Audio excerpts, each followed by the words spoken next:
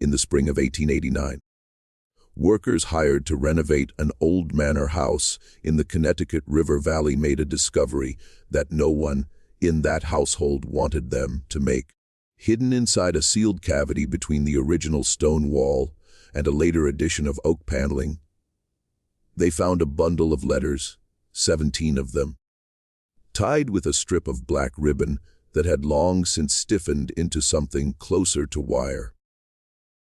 The foreman who opened the bundle of letters said that he read only the first 3 lines of the first letter before folding it shut and walking off the property entirely. He never returned to collect his wages. The letters were addressed to a woman who had been dead for over 30 years.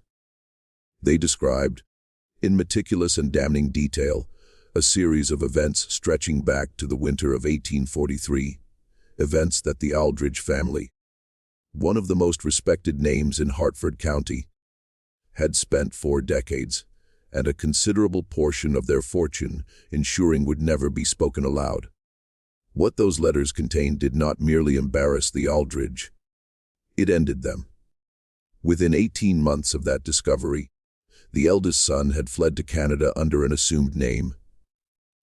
The family estate had been sold at auction to settle a cascade of legal claims, and the family patriarch, 81 years old, half-blind, and reportedly still insisting that everything was a fabrication, died in a rented room above a druggist's shop in Middletown, attended by no one.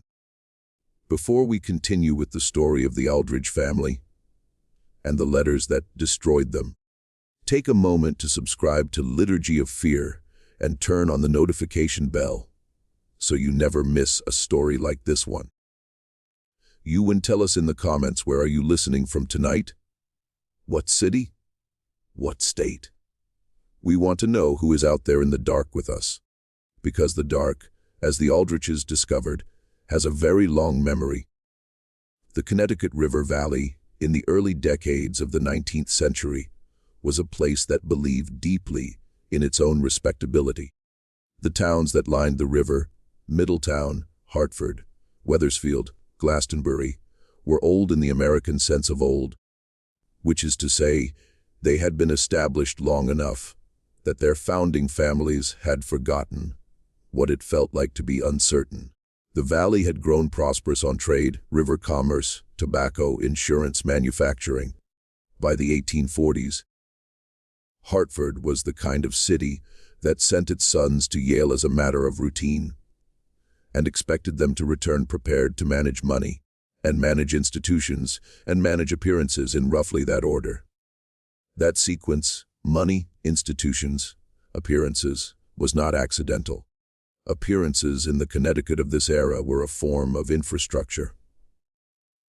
They sustained credit, which sustained commerce, which sustained the household and the name and the position. The management of appearances was not understood to be dishonesty. It was understood to be the ordinary work of a civilized community, the maintenance of the shared fiction that allows people of different stations to coexist within a common set of acknowledged rules. The rules in the Hartford of the 1840s were intricate. They concerned who could attend what church pew, who could serve on what committee, who could be visited, and who could be called upon, who required an introduction and who required merely a greeting, and how those distinctions mapped onto a social hierarchy that was not formally codified anywhere, but was understood by everyone who operated within it as precisely and automatically as a musical score is understood by a trained musician. This is the world into which Patience Cobb had been inserted as a young woman, and in which she had lived. As domestic servants live, simultaneously inside and outside, the family's intimate life, she ate in the kitchen. She managed the functions of the household that made the household's social performances possible. She understood the machinery behind the performance in the way that stagehands understand it, from a vantage point that gives you, if you pay attention, a more complete picture of what is actually happening than the audience ever receives. The Aldriches had been managing appearances since at least 1701, when the first of them, a man named Cornelius Aldrich, who had arrived from Rhode Island with a small amount of capital and a large amount of ambition, purchased a plot of farmland along the eastern bank of the river and began the slow work of becoming someone worth knowing. His descendants had done well by that project. By the time we reached the family story in the early 1840s, they were in their fourth generation of Connecticut prominence.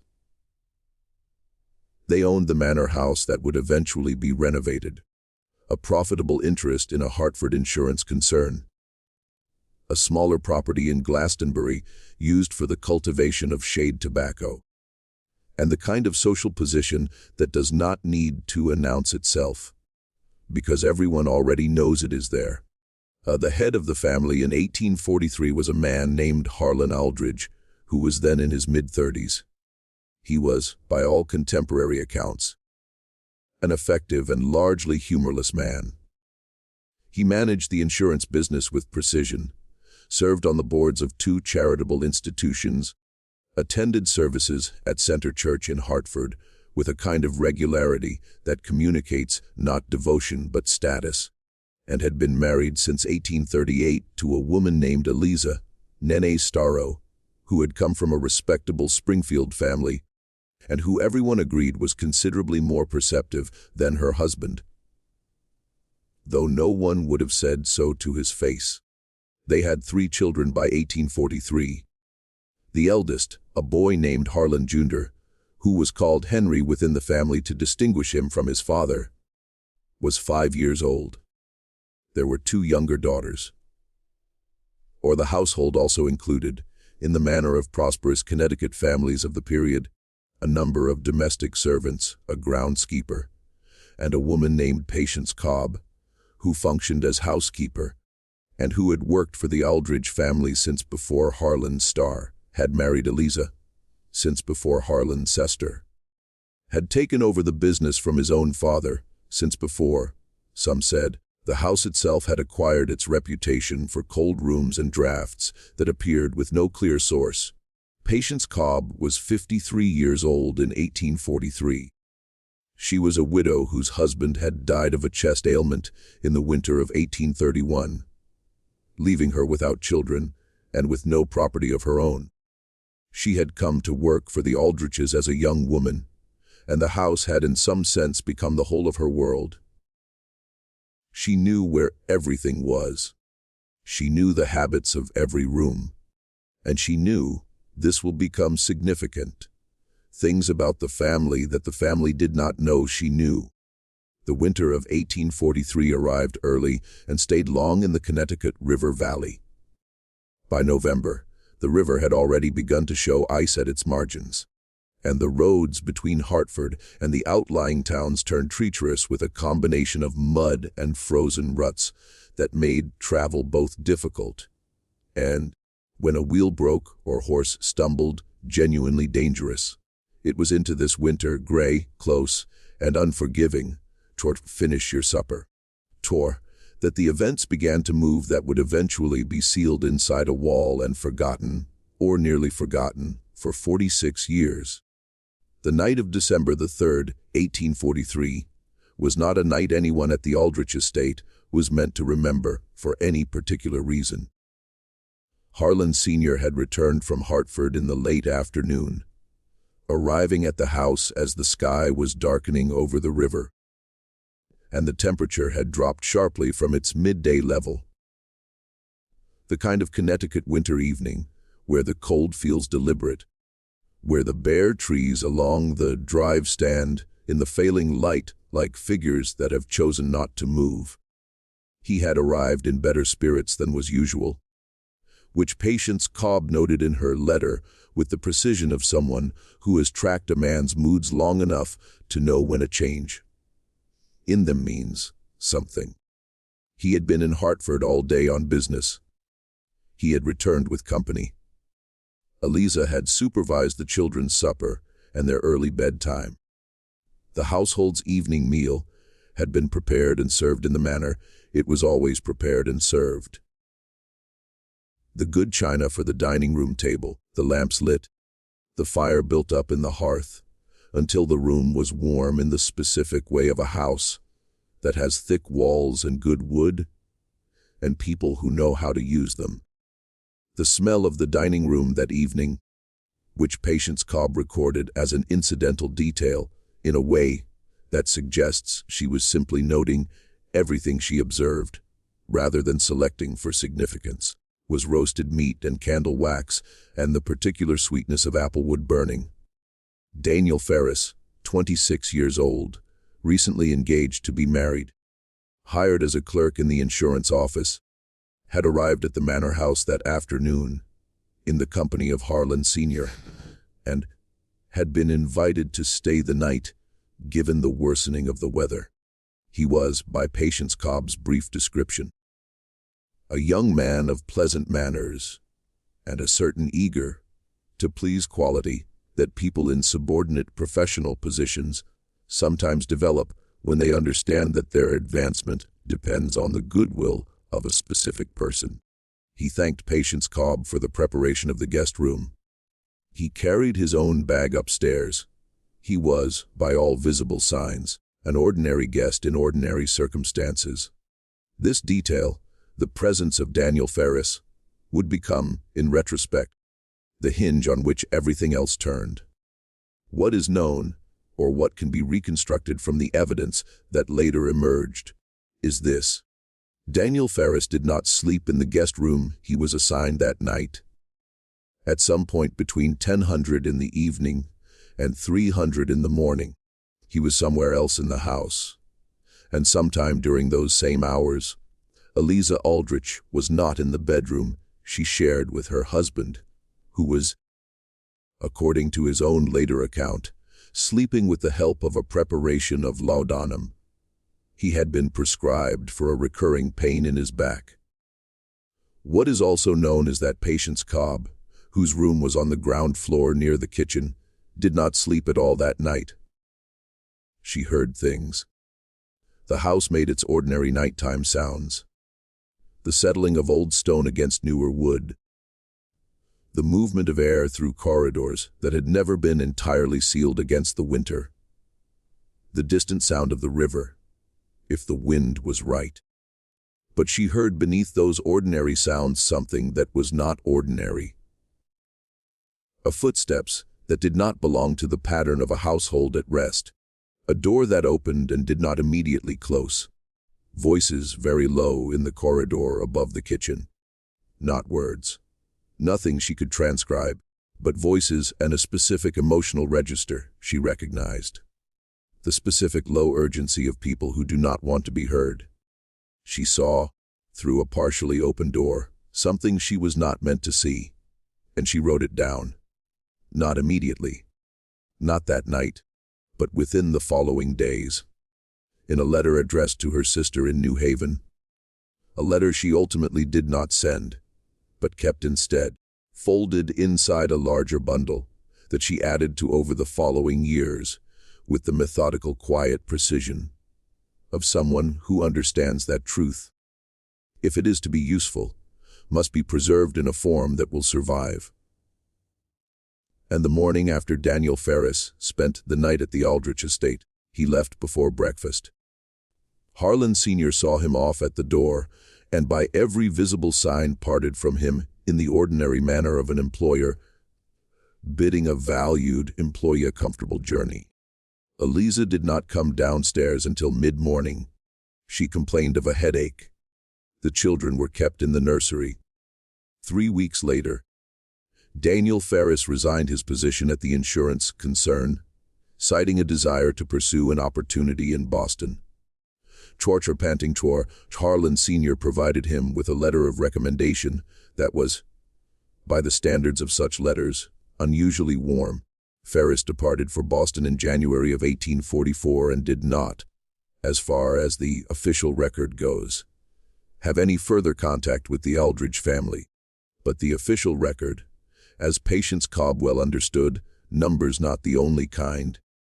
What Patience Cobb had seen through that partially open door on the night of December the 3rd was not, by itself, necessarily the thing that unraveled everything. Affairs among the wealthy classes of mid-19th century New England were not precisely common knowledge, but neither were they unheard of. What made the Cobb letters? For that is what they eventually became, the Cobb letters, at least in the minds of the few people who knew they existed.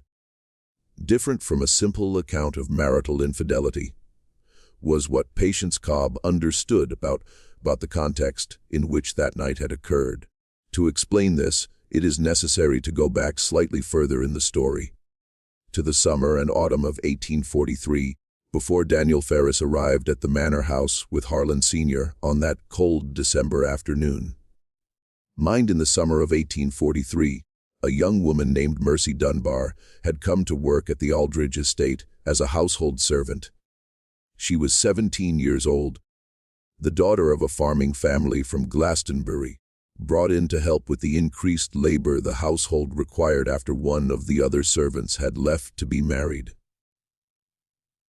Mercy Dunbar was, by all accounts, a quiet and industrious girl, not without intelligence, and possessing a directness of manner that Patience Cobb would later describe in her letters as both her greatest quality and the quality that most imperiled her. By September of 1843, Mercy Dunbar had attracted the attention of Harlan Aldridge Sutter in a way that left no room for misinterpretation. Patience Cobb saw this. She had worked for the family long enough to recognize what she was looking at. She had also worked for the family long enough to understand that the correct response in the practical calculus of her position was to see nothing, say nothing, and file everything away in the part of her mind where other such things were already filed. What complicated the situation, and what gave Patience Cobb's eventual account its particular weight, was that Eliza Aldridge also saw what was happening. And Eliza Aldridge, who was, as everyone agreed, considerably more perceptive than her husband, drew a conclusion that her husband had apparently not considered, that the best way to redirect a dangerous situation was to provide a substitute for the danger. Daniel Ferris was not, in other words, a random choice. He was a young man of relatively modest means and significant ambitions, employed in her husband's own business, and therefore someone whose discretion could be reasonably counted upon. He was also, and Patience Cobb recorded this with the careful precision of someone who understood she was writing history. Someone for whom Eliza Aldrich had developed a genuine attachment over the preceding year through the ordinary social contacts of a businessman's household. Dinners, holiday gatherings, the incidental proximity of a small professional world. Whether Eliza's calculation was correct, whether she believed that redirecting her husband's attention by occupying her own was a rational strategy, or whether the rationalization came later to explain something that had happened for simpler reasons, is a question the letters leave open.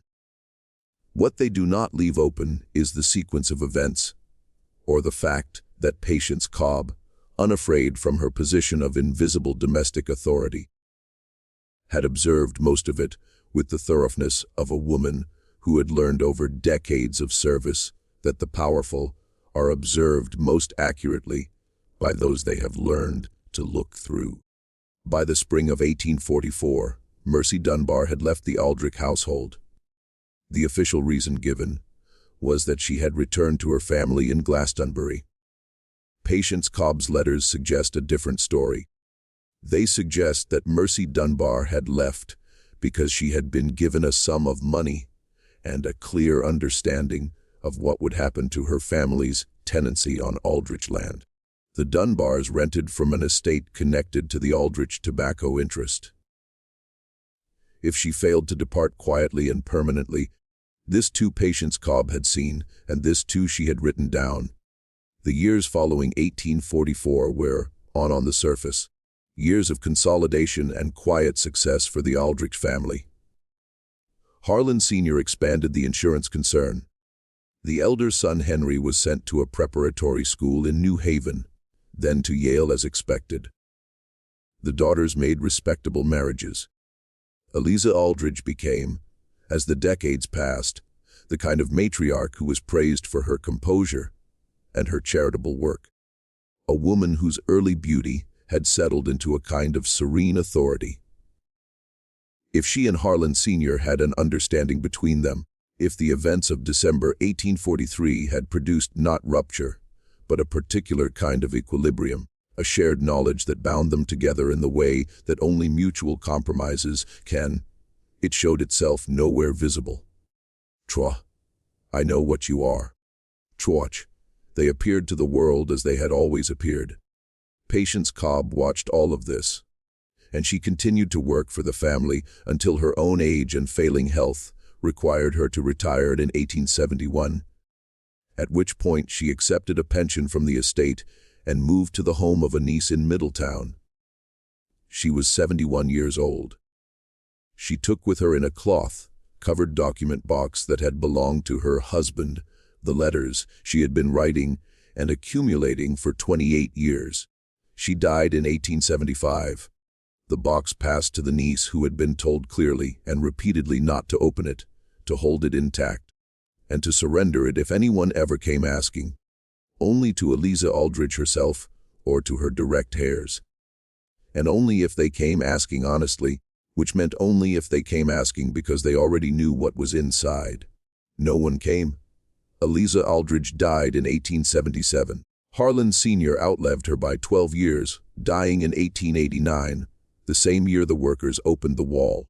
In those intervening years between Patience Cobb's retirement and her death, and the years after, the Aldridge family went on performing the rituals of Connecticut prosperity with the automatic fluency of people who have never had reason to question whether performance and reality were the same thing. The manor house was improved. New rooms added to the eastern wing. The original stone foundations reinforced. Certain sections of interior wall rebuilt to accommodate updated plumbing and heating arrangements. It was during one of these earlier renovations, sometime in the late 1850s or early 1860s, that the cavity in the wall had been created, or at least altered to its final form. Who placed the letters? There is not entirely clear from the documentary record, but the timing suggests that it was after Patience Cobb had left domestic service. And the question of whether she placed them there herself, on some final visit to the house, or through some intermediary, or whether they arrived in the wall by a different chain of hands, is one of the small unresolved questions that the story leaves permanently open. What is easier to account for is why they were placed there at all, rather than burned or kept openly or surrendered to a lawyer. The answer, when you think carefully about the position Patience Cobb occupied, is not mysterious. A domestic servant who possessed documents damaging to her employer was not, in the mid-19th century Connecticut River Valley, someone with a great many options for how to use them. She could not publish them. She could not give them to a lawyer in her own right, since the legal system of the period offered limited standing to a woman of her station, and no standing at all to someone making claims against a family like the Aldridges without substantial resources to sustain a proceeding. She could try to extract some benefit by threatening disclosure. But this was a strategy that required a willingness to be destroyed in the process. Because the Aldridges had tools for discrediting a domestic servant that she had no tools to answer. What she could do and did was keep. She kept the letters because keeping them was the only form of preservation available to her, and she placed them eventually somewhere they would not be destroyed by accident or by the tidying impulses of a household that would otherwise have had every reason to clear out the papers of an elderly retired housekeeper. A wall is not a safe. But a wall is permanent in a way that a drawer or trunk or document box left to a niece is not quite permanent enough. The wall held them for somewhere between 20 and 30 years. It held them through 2 changes of household staff, through the deaths of both of Henry Aldridge's parents, through the conversion of several rooms from their original purpose to new ones, and through the ordinary erosion of time on a house that is maintained but not loved, kept functional but not cherished, operated as a property rather than inhabited as a home. And then the workers came with their tools in the spring of 1889, and then the wall gave them up. And the foreman read 3 lines and walked away. And the story that Patience Cobb had spent 28 years writing down began at last its journey toward the light. The niece, whose name was Clara Howd, was still alive in 1889. She had kept the box for 14 years undisturbed. And when she read in the Middletown newspaper a brief item about renovations being undertaken at the old Aldridge estate, she made a decision. She did not send the letters to the family. She sent them to the family's lawyer, not the current family lawyer, but the previous one, a man named Solomon Graves, who had retired from practice in Hartford and was known in a general way to have accumulated over his long career a quantity of information about powerful families that made him a person worth staying on reasonable terms with. Solomon Graves received the box from Clara Howd in April of 1889. He read its contents over 3 days. Then he wrote 2 letters. The first was to Henry Aldridge, Harlingen, now in his early 50s. You should tor the family patriarch in his father's absence. Torture, not after all this. The second was to a man Henry Aldridge had never heard of, a journalist in New Haven. He sent both letters on the same afternoon. If you are finding this story as unsettling as we intended, no. You're in the right place. It's too late. Leave a comment with your theory. What do you think Patience Cobb saw that winter night? What do you think Eliza Aldridge knew? Like this video and let us know. We will be back in the dark with you before the end. Henry Aldridge received Solomon Graves' letter on a Wednesday morning in late April. He read it standing in the hallway of the Hartford house, a newer townhouse than the old manor estate purchased a decade earlier, when the manor had become impractical to maintain. And his wife later reported that she knew from the look on his face before he had said a single word that something had shifted in the architecture of their lives. The letter from Solomon Graves was, by the standards of blackmail, for that is ultimately what it was, performed with the careful indirection of a former lawyer who understood precisely how close to a line he could walk. A masterpiece of its genre. It did not threaten, it informed. It conveyed the existence of a collection of letters describing events involving the Aldridge family between 1843 and 1871. Then, it noted that these letters had recently come into Graves' possession, and that he had read them with considerable attention. It expressed, in measured and almost sympathetic language, concern about what might happen were their contents to become known to persons outside the legal and confidential context in which Graves was sharing this information. And it concluded with a suggestion that a meeting between Graves and Henry Aldridge, at a time and place of Aldridge's choosing, might be productive for all parties. It said nothing about the journalist in New Haven. That letter, sent the same afternoon, told a different story to a different audience. Henry Aldridge did not respond to Graves's letter immediately. He was, by temperament, a man who did not act under pressure, who believed less in the way of men who have grown up watching power operate from a safe distance. That any problem can be managed if you do not panic, do not speak, and do not move too quickly. He spent a day and a half doing nothing visible, which is to say, he spent a day and a half doing a great deal internally. reviewing the family's exposure, considering who else might know about the letters, calculating what Solomon Graves might actually want versus what he had said he wanted, and trying to determine whether there was any possibility that the contents of those letters were different from what his own memory and certain suppressed family knowledge suggested they would be.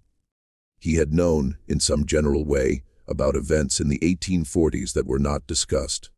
He had known ease in the way that children know things they have absorbed from the atmosphere of a household, rather than from any direct disclosure that there were arrangements and understandings in his parents' marriage that were not for public consumption. He had not known about Patience Cobb. He had not known that 28 years of domestic observation had been transcribed with the care of someone who understood that testimony, to be credible, requires specificity, and that specificity requires attention.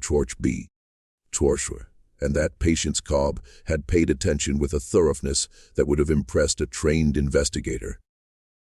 He had also not known, and this is the dimension of the situation that the letters made newly visible to him, how thoroughly his own childhood had been shaped by the management of a secret.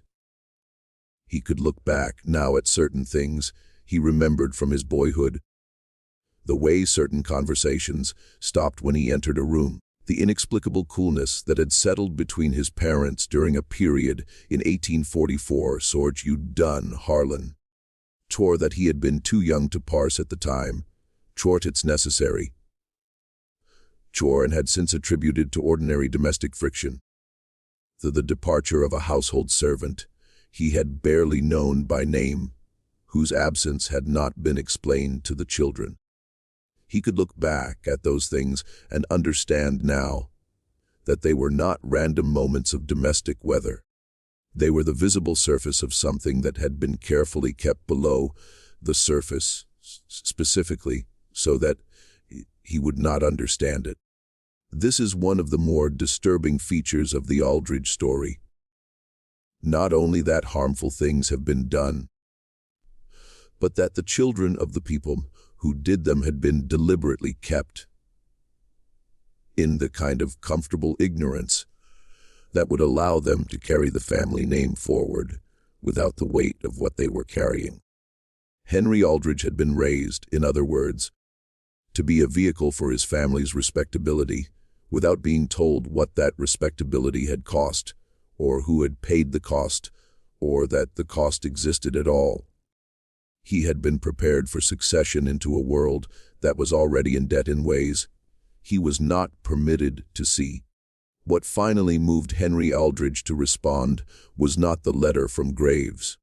It was a conversation 3 days after receiving Graves's letter with a distant cousin who lived in New Haven and who mentioned, in the course of an apparently casual social call, that he had heard something interesting. And a journalist he knew, a man named Edwin Pell, who wrote for one of the smaller New Haven papers, had been approached with a story about an old Connecticut family. The cousin didn't know the details. He had thought Henry would want to know. He said it in the tone of someone who is doing you a favor and understands that favors have weight. Henry Aldridge understood, in the space of that conversation, what Solomon Graves had actually done. Keep these safe. The letter to the family and the letter to the journalist had not been alternative strategies deployed in sequence. It can't be. They had been simultaneous. It's real. Graves had not offered Henry Aldridge a private settlement in preference to public exposure. He had offered both at once. And the letter to the journalist was not a threat to be deployed if negotiations failed. It was already deployed, already in motion, and already introducing the story of the Aldridge family into a world that Henry Aldridge could not fully see or control. The reason for this, why Graves would take an approach that maximized his leverage, but also maximized the risk of actual exposure, became clearer when Henry Aldridge began asking careful questions of people who knew Solomon Graves. What he learned was that Graves, now in his late 60s, was not well. He had a condition of the liver that his physicians expected would be fatal within the year. He had no heirs. He had, over a long career handling the private disasters of prosperous families, accumulated a great deal of knowledge that he had never been able to convert to the kind of security he wanted. Not blackmail money exactly, but something more like acknowledgement, recognition, the satisfaction of being known, even by one person, as someone who had held power over power and had used it according to his own judgment. He was, in other words, not maneuvering for money. He was maneuvering for consequence. He wanted to see what happened. This understanding did not make Henry Aldridge's position easier. It made it considerably harder. Because a man who wants money can be bought, and a man who wants revenge has a price that can sometimes be identified and paid. But a man who wants to watch, who has arranged the pieces on a board and is simply waiting to see them move, is a man who is not, in any straightforward sense, negotiating at all.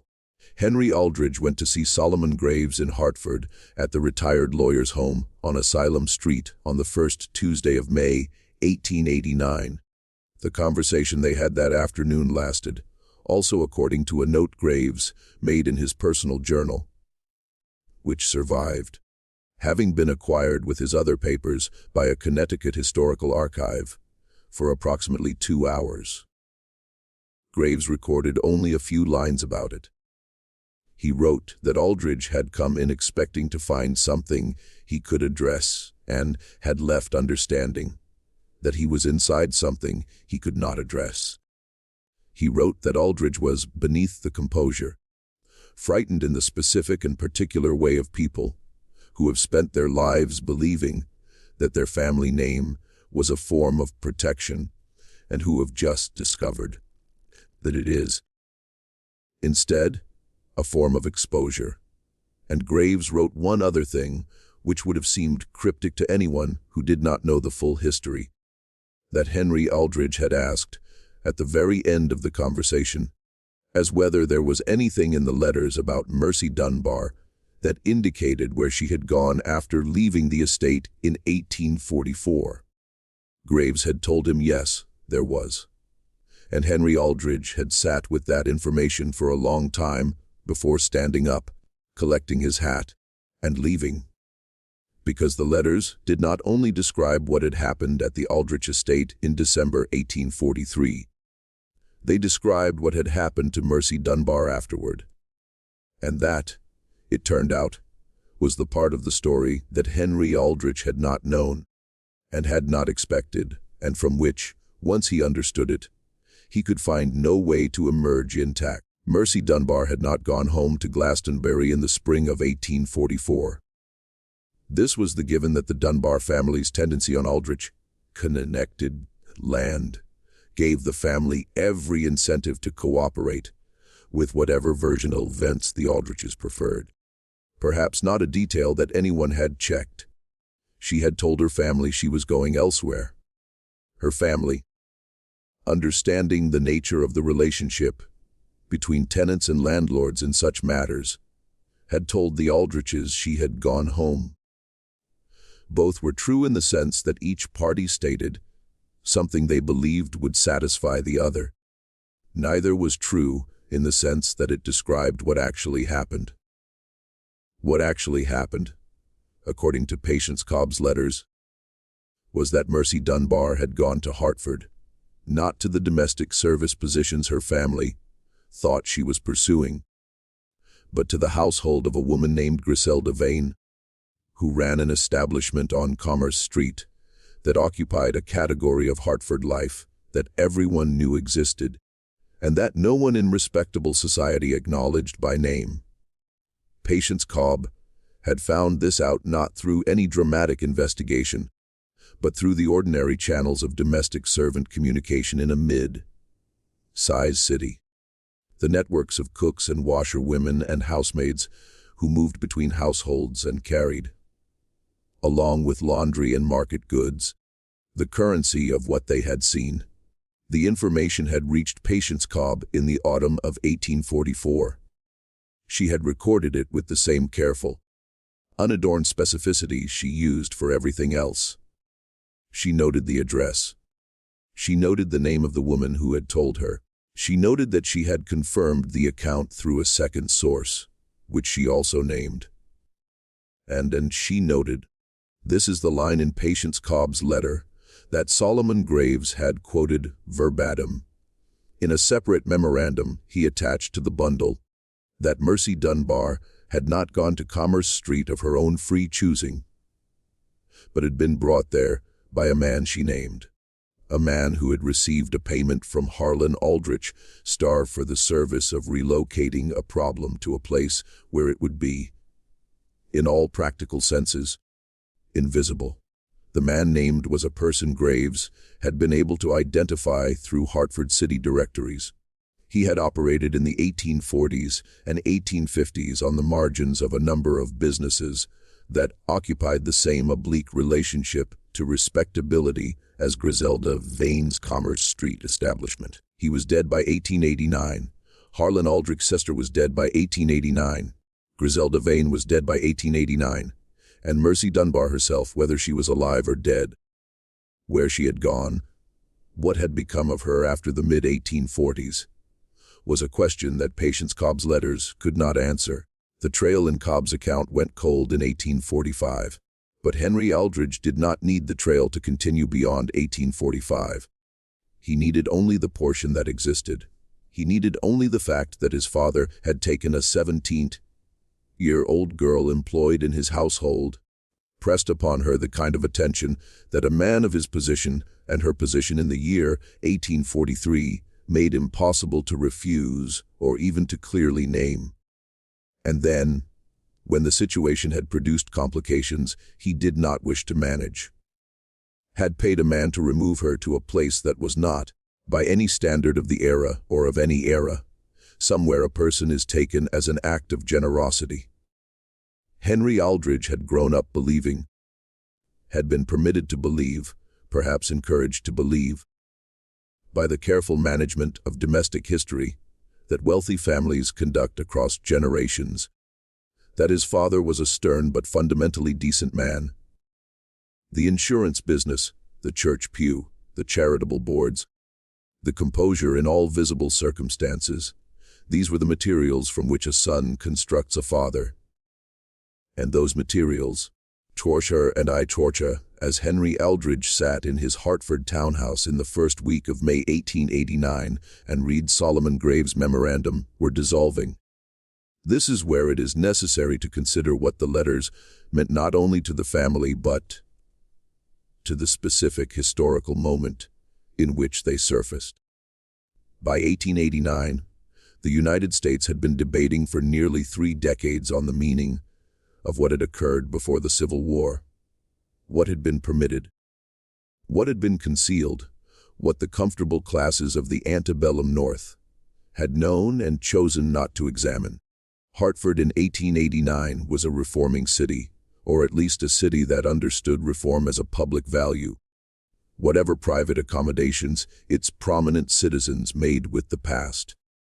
The newspapers covered labor questions, temperance, the condition of women, the responsibilities of the wealthy to the less fortunate.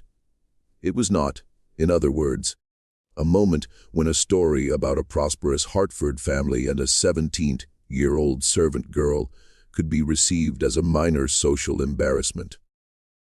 It was a moment when that story meant something specific, and when the people who read it would know exactly what it meant. Edwin Pell, you're the journalist in New Haven whom Solomon Graves had contacted, was 34 years old and had built a modest reputation for covering stories about financial irregularities and the private behavior of prominent men. He was not, by the standards of the larger press, a powerful figure, but he was persistent. He was competent, and he understood that a story with documents, a story where someone had written things down in real time, and those documents had survived, was a story of a different order than a story based on memory and accusation. He contacted Solomon Graves to confirm that the documents were genuine. Graves provided him not with the letters themselves, but with his memorandum, and with 3 specific passages transcribed verbatim from Patience Cobb's account, embellished with the dates and contextualizing details that would allow a careful reader to verify them against public records. The address on Commerce Street, the name of the man Harlan Sr. had paid, the dates of Mercy Dunbar's employment, the Aldridge estate, and of her departure. Pell spent 2 weeks checking what could be checked. The Commerce Street establishment was in city directories from the period. The man Patience Cobb had a documented existence.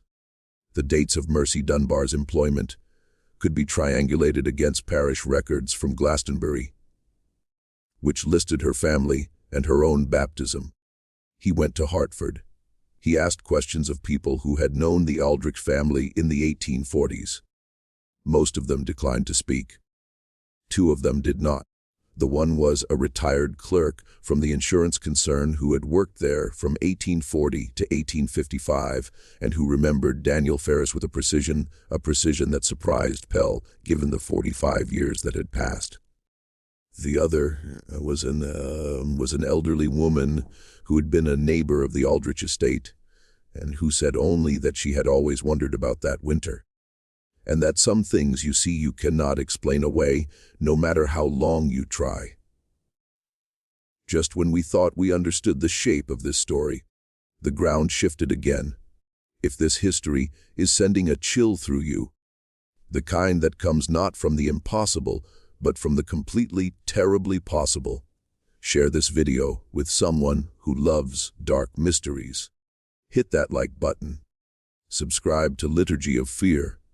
We are going deeper before we come out the other side, and the story appeared in the New Haven paper on June 14, 1889. It was not by the standards of later journalism a long piece. It covered perhaps 4 columns, and it was written with a careful head-edging of a journalist who understood libel, law, and the difference between what he knew and what he could prove. But it was specific. It named the Aldridge family. It described the general nature of the letters and the circumstances of their discovery. It reported what could be confirmed about Mercy Dunbar's background and employment at the estate. And it reported, in guarded but unmistakable language, the documented connection between Harlan Aldridge's sister and the Commerce Street establishment. The New Haven paper had a circulation of modest size, but stories travel in ways that circulation figures do not capture. And this particular story traveled quickly. It was picked up within a week by a Hartford paper, and then by a Springfield paper, each with their own additions and framings, each adding the particular texture of a community that had known the Aldridge family in some capacity, and now found itself looking at what it had known through a new lens. The Hartford piece was notably cautious, Hartford being a city where the Aldridge had social connections that a local editor would have been aware of. But caution, when it takes the form of carefully worded not denial, communicates almost as much as assertion. What the initial coverage did not include, because Pell had not yet received the physician's document, was any account of what had happened to Mercy Dunbar after 1845. The first article described her as a young woman who had been employed by the family and then removed from that employment under circumstances that raised questions. The questions it raised were serious enough. They situated Harlan Aldridge Sr. within a pattern of behavior toward a vulnerable employee that readers of 1889, not all readers, not readers everywhere, but readers in the kind of reforming northeastern city that Hartford and New Haven had become, were primed to evaluate with a severity that would not have been universal 20 years earlier. The temperance movement had changed certain conversations.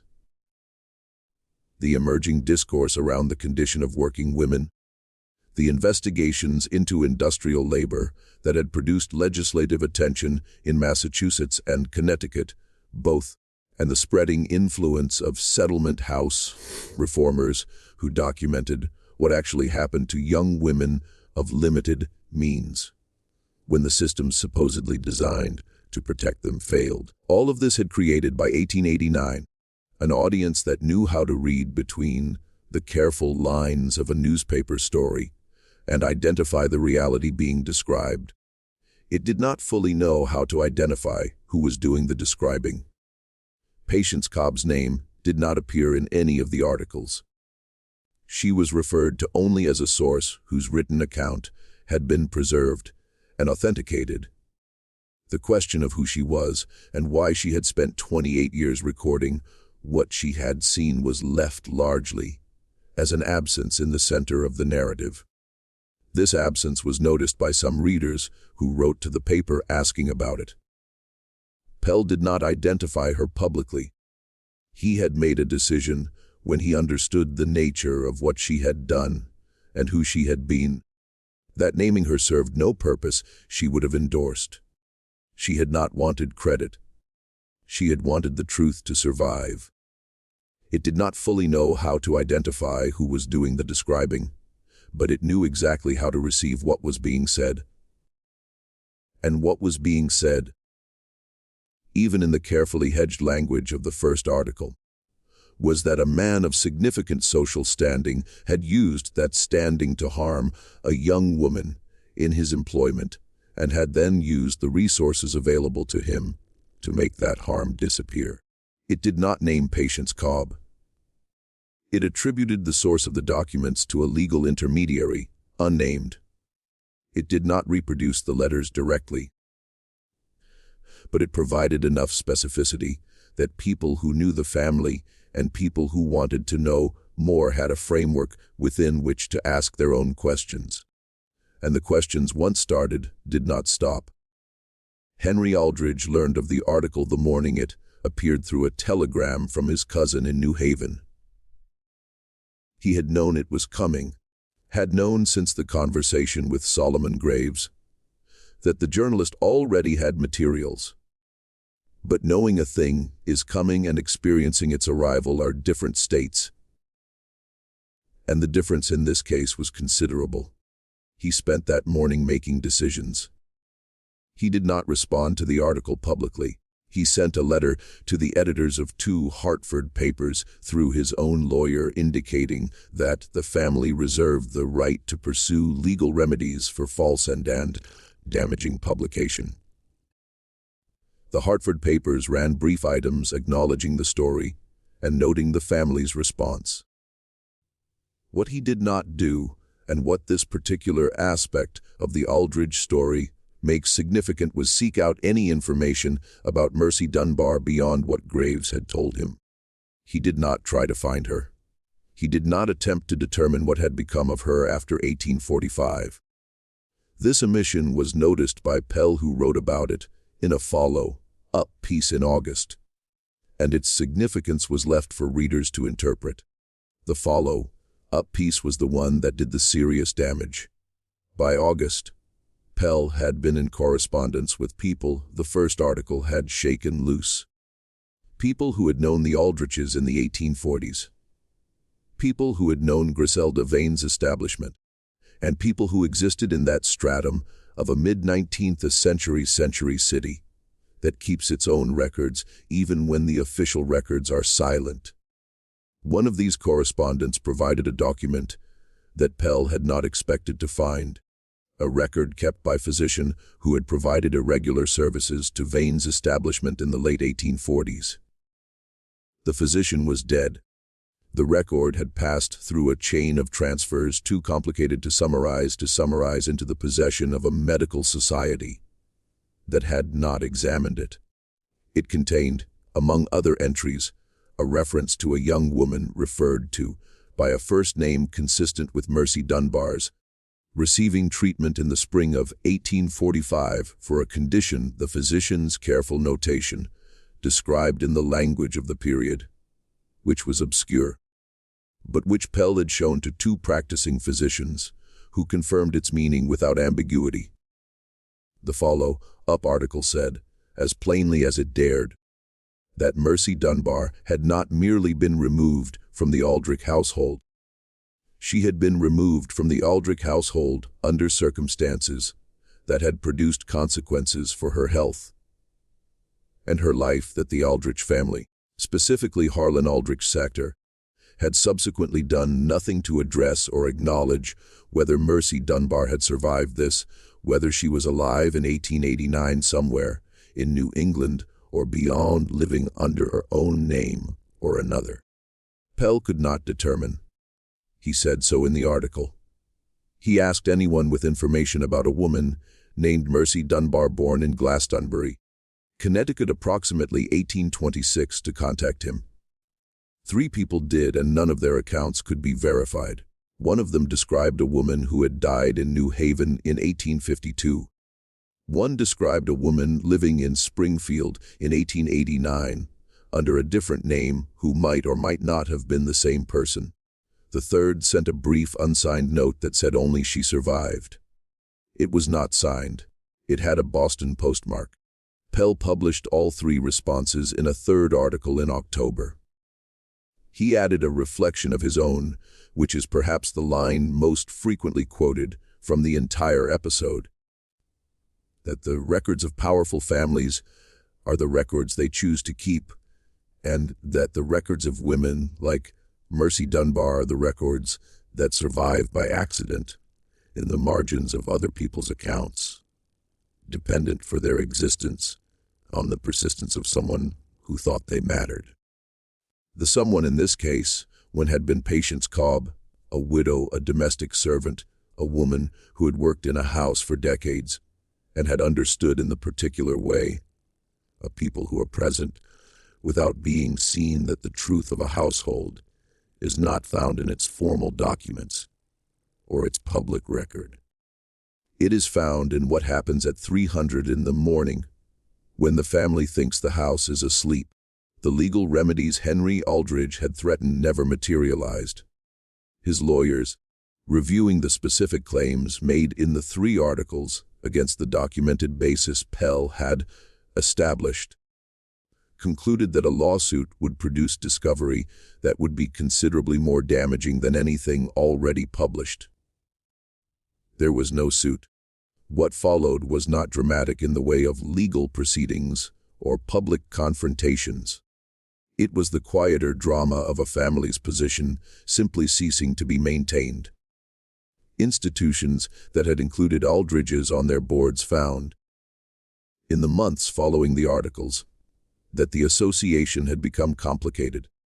Business relationships that had depended on the social weight of the Aldridge name found the same thing. The insurance concern, which had been profitable for decades, found its management transition. Henry Aldridge was in the process of handing day-to-day operations to a younger partner, complicated by questions no one asked aloud, but that everyone was asking. Henry Aldridge's younger brother, a man named Charles, who had built a separate professional life in Boston, severed contact with the Hartford branch of the family in the winter of 1889 and did not explain publicly why. His wife, it was understood, honor had insisted. Their children used a modified version of the family name in some contexts, and their mother's maiden name in others, which was, in the social grammar of the period, a sufficiently clear signal. Henry Aldridge himself held on longer than anyone expected. He spent 1890 attempting to stabilize the family's position through a combination of public charity, donations to institutions, visible church attendance, the purchase of a memorial window for Center Church in his father's name, a gesture of posthumous seminary habilitation that was received with a silence that told him everything about whether it would work, and private legal maneuvering aimed at reducing the estate's exposure to the claims that had begun to accumulate around the margins of the story. And some of these claims were financial. Creditors and business partners who felt that the revelation of the family's history changed the terms of their relationships. Others were stranger and harder to manage, descendants of people tangentially connected to the 1840s events who had been given by the articles a language for grievances that had previously been unarticulated. The estate was put up for auction in the autumn of 1891. The old manor house, the tobacco property in Glastonbury, the Hartford townhouse, all of it went over the course of 18 months of legal proceedings to satisfy a combination of debts and settlements that the Aldridge family's reduced income and social position could no longer service.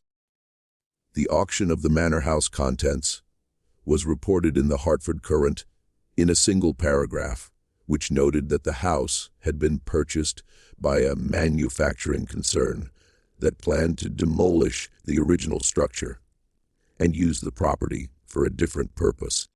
It made no mention of the wall. Henry Aldridge left Hartford in 1892.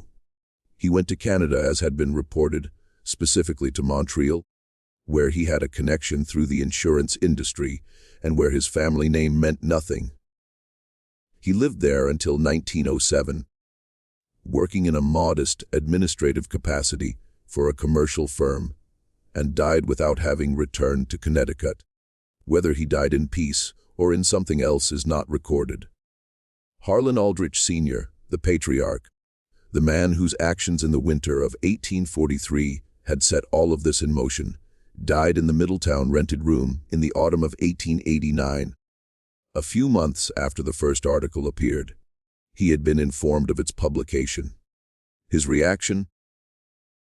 As reported by the druggist whose shop was below his room, and who was the closest thing he had to an attendant in those final weeks, was to say that it was all lies and fabrications, that he had never done anything that was not in accordance with his position and his times, and that the people responsible for spreading such material were no better than common criminals.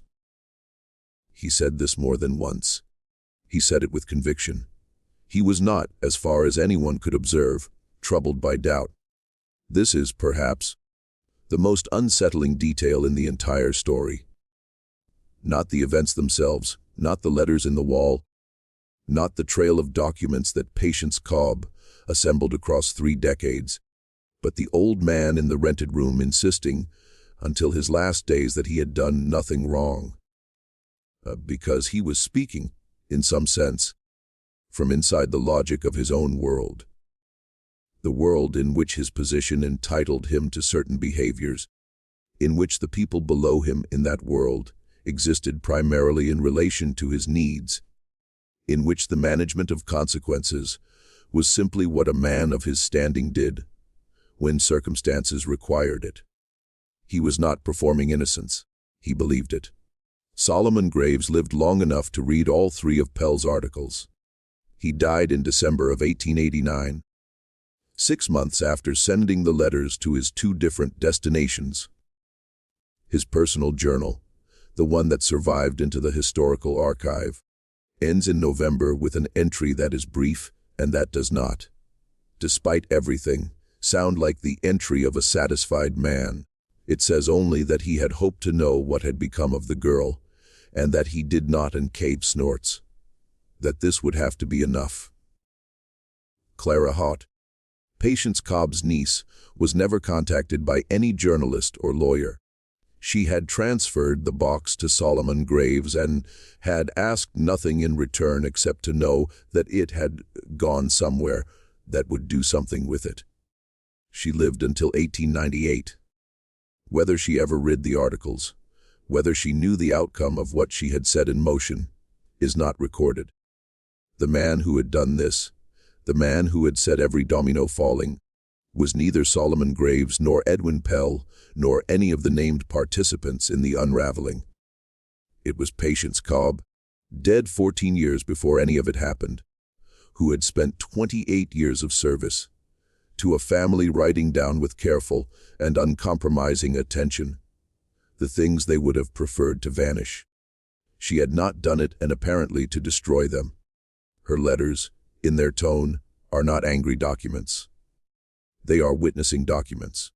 She wrote in the manner of someone who believes that what happens deserves to be recorded, not because recording it will fix anything, not because justice is guaranteed, but because the alternative, the wall, the official version, the story that the powerful tell about themselves, is its own kind of harm.